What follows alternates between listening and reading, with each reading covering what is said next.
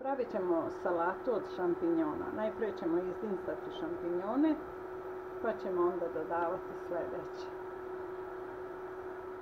Sad kad se ulje ugrelo, pa ćemo staviti šampinjone koje smo iseckali na listiće.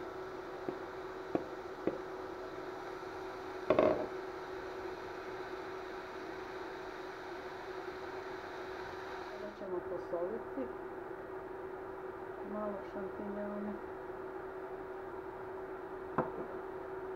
dodati bibera,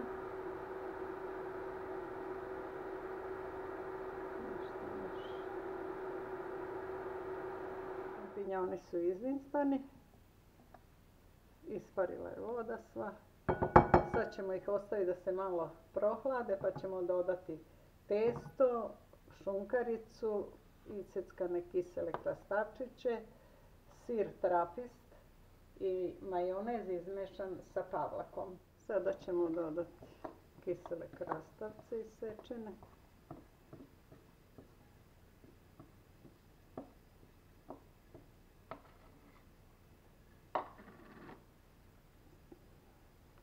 Šunkaricu isečenu na kockice.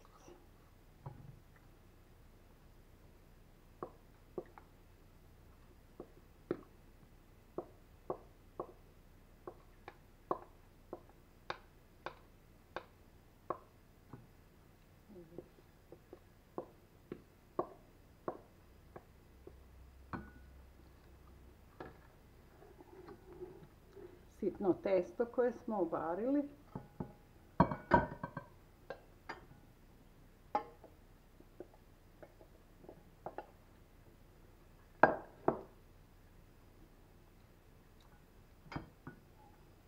Kačkavali izrendane.